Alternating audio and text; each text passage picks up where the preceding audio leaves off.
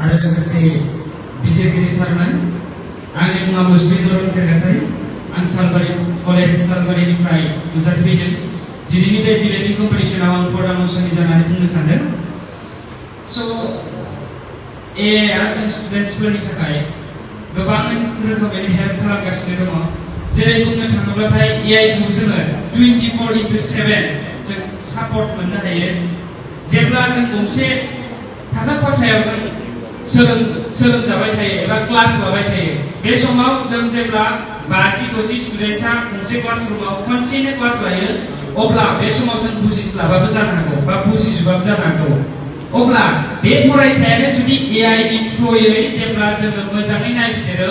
अब्ला जों बुजिनायाव एसेबो गोरोन्थि जाया एबा जों डाउट जेबो रोखोमनि थानो नागिरा स' दानिसो अपोनेन्ट्स बिथांमोना बुंलांदों जे एआइआ जों सुबुंखौ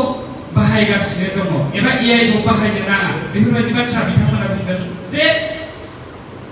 जे समाव कम्पिउटार ओंखारदोंमोन बे समाव कम्पिउटारखौ बाहायनाङा बा बाहायालासिनो बा कम्पिउटारनि गोजानाव थानाय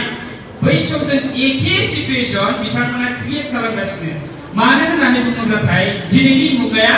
एआइनि मुगा स' एआइखौ जों स्टुडेन्टसल' नङा दिनैनि मुगायाव मेडिकेलफोरावबो जों एआइखौ बाहायनाय नुनो मोनो स' जेरै गोबां रोखोमनि मेडिकेलफोरावनो दानि जुगाव एआइखौ बाहायनो हमबाय बेजों लोगोसे रिसार्चार्सफोराबो एआइखौ इउज खालामो आरो बेजों लोगोसे गोबां जेब्ला जोङो गाबोन एसाइनमेन्ट मोनसे साबमिट होनांगौ दङ नाथाय जोंनि आखायाव समा खम सम दङ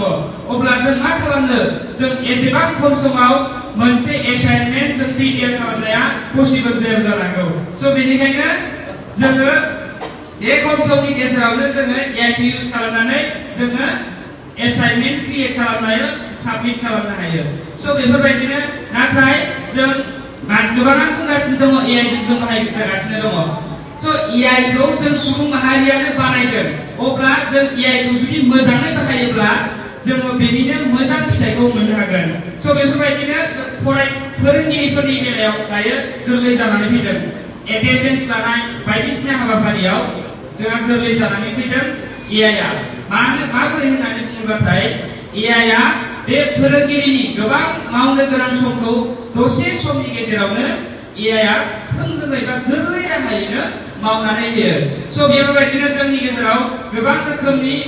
हेल्प होगासिनो दङ जायजों जोंनि फरायसाफोरा स्किल डेभेलपमेन्टखौ मोनगासिनो दङ आरो बेनो इयुनाव जोंनि केरियार जाहैगोन स' एआइनि गेजेरजोंनो जों गावनि केरियारखौ दानांगोन मानोना दिनैनि 21 सेन्चुरि मुगायाव जों एआइखौ जुदि गाज्रि मुं सुनानै दोनोब्ला